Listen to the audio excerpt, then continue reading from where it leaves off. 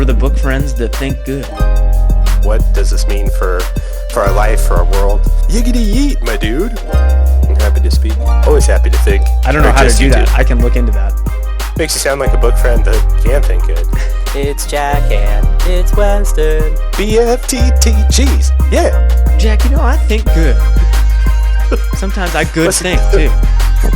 Makes you sound pretty good. We might want to make it more concise. We are going to attempt to grapple and answer 3 questions. Number 1, what did we learn? Number 2, what did we disagree with? And number 3, what are we going to do about it? I am ready to roll. I'm in it. Weston, my book friend, tell me, what book is it that we're thinking good about today? We are giving our overall thoughts and our total book review on Field Guide to Lies and Statistics. So we're going to go through and we're going to talk about basically our biggest learning, our biggest pushback, and our biggest takeaway. And then that's right. Go through like a total book review as well. Yes. On our 5-point scale. Yes. On our 5-point scale from B to G. So. Okay. So, Weston, what was your biggest learning from Field Guide to Lies and Statistics? I mean, I think my biggest learning is probably everyone's biggest learning after reading this book, but it's that Punnett squares are easily the best and most applicable statistical analysis tool in the known universe. Yep. And that we should really you can put everything in a 2x2 chart. Yeah, I mean, we should be using it for everything. I don't know why I use any other graphic organizers for anything else, because everything else, literally everything in the universe, can be boiled down to 4 categories. Yeah. No, that's fair. That's fair. That's a good point. No. That's a good point. That's not my actual biggest takeaway here. My biggest takeaway was from something I talked about from page 63. And I think the most important takeaway I had from this book is that he had a quote on page 63. An important part of statistical literacy is recognizing that some statistics as presented simply cannot be interpreted. And I think that's my key takeaway from the book. Yes. Because we just need to, learn to let go of some statistics, or understand that just because it's a number and you can measure it doesn't mean that it's inherently valuable. Yeah. Yeah, that's a good learning and a great takeaway, I think. It goes back to that episode where we talked about, do we care?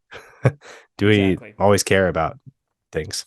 My biggest learning in the book came from the section How Science Works on page 191. And we had a good discussion about this when we talked about this first chapter, How Science Works.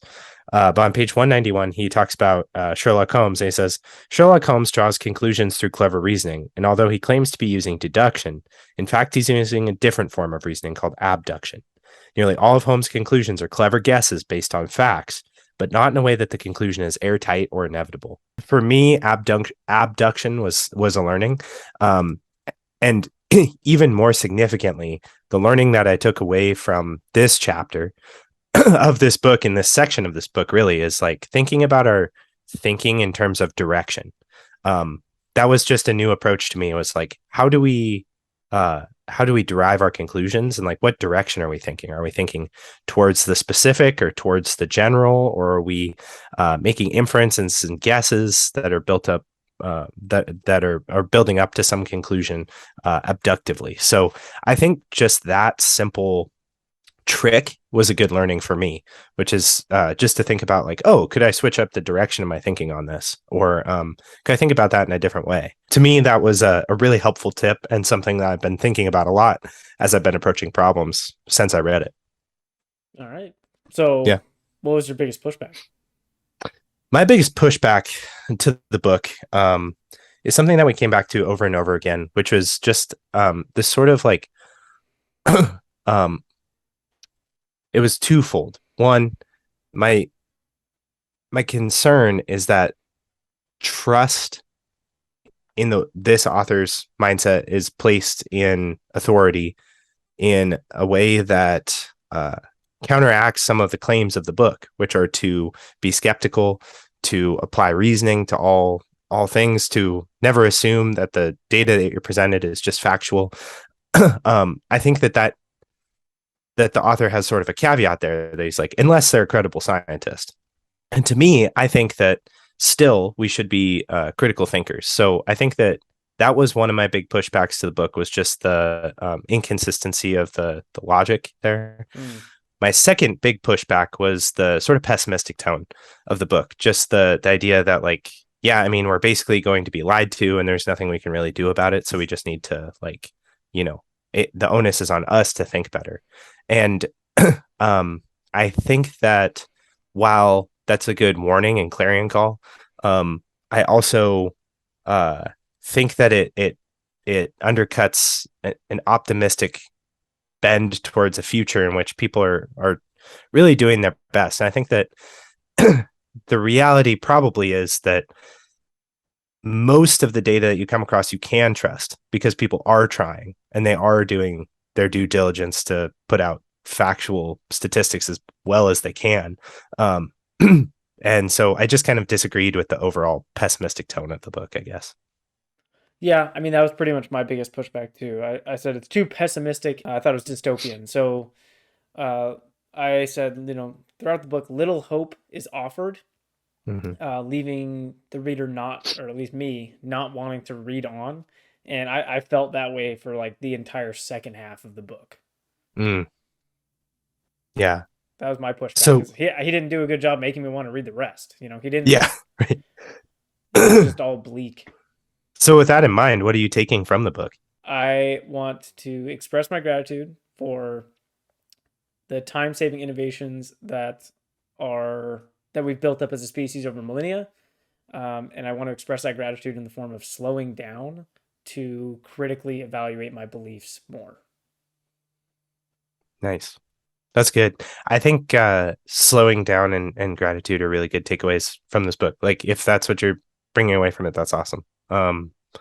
I felt sort of similarly. Like, I was thinking about the two things that have been on my mind as we've been going through this book. And I think what I'm really taking away from it is considering, how can I be not a lying weasel, right? Like, how can I be careful about the data that I present, careful about the statistics I throw out there, careful about the source, information that I'm putting out in the world? Like, can I do just a little bit more due diligence before just throwing things out there? So that's one thing.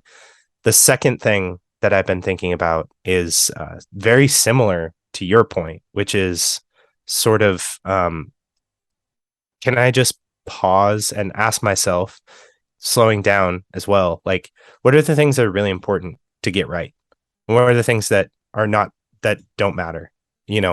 Because there's just so much information out there. We have to sort through it somehow. And this book kind of highlighted to me the importance of asking that question. Well, do I care about this information? Or, like, is this information monumental or important? Because there are things that are important in life and not everything is. And the distraction is that we could be, fact checking, the Snapple fact of the day ad nauseum. But, like, do we need to do that?